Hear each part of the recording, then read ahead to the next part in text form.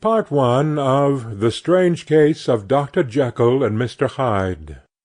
Story of the Door. Mr. Utterson the lawyer was a man of a rugged countenance that was never lighted by a smile, cold, scanty, and embarrassed in discourse, backward in sentiment, lean, long, dusty, dreary, and yet somehow lovable. At friendly meetings, and when the wine was to his taste, something eminently human beaconed from his eye, something indeed which never found its way into his talk, but which spoke not only in these silent symbols of the after-dinner face, but more often and loudly in the acts of his life. He was austere with himself, drank gin when he was alone to mortify a taste for vintages, and though he enjoyed the theatre, had not crossed the doors of one for 20 years. But he had an approved tolerance for others, sometimes wondering, almost with envy, at the high pressure of spirits involved in their misdeeds, and in any extremity inclined to help rather than to reprove. "I incline to Cain's heresy," he used to say quaintly. "I let my brother go to the devil in his own way." In this character it was frequently his fortune to be the last reputable acquaintance and the last good influence in the lives of down-going men, and to such as these, so long as they came about his chambers, he never marked a shade of change in his demeanour. No doubt the feat was easy to Mr. Utterson, for he was undemonstrative at the best, and even his friendship seemed to be founded in a similar catholicity of good nature. It is the mark of a modest man to accept his friendly circle ready-made from the hands of opportunity, and that was the lawyer's way. His friends were those of his own blood, or those whom he had known the longest. His affections, like ivy, were the growth of time.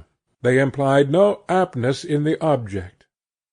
Hence, no doubt, the bond that united him to Mr. Richard Enfield, his distant kinsman, the well-known man about town. It was a nut to crack for many what these two could see in each other, or what subject they could find in common. It was reported by those who encountered them in their Sunday walks, that they said nothing, looked singularly dull, and would hail with obvious relief the appearance of a friend. For all that, the two men put the greatest store by these excursions, counted them the chief jewel of each week, and not only set aside occasions of pleasure, but even resisted the calls of business, that they might enjoy them uninterrupted. It chanced on one of these rambles that their way led them down a by-street in a busy quarter of London. The street was small and what is called quiet, but it drove a thriving trade on the week-days. The inhabitants were all doing well, it seemed, and all emulously hoping to do better still, and laying out the surplus of their grains in coquetry, so that the shop-fronts stood along that thoroughfare with an air of invitation, like rows of smiling saleswomen.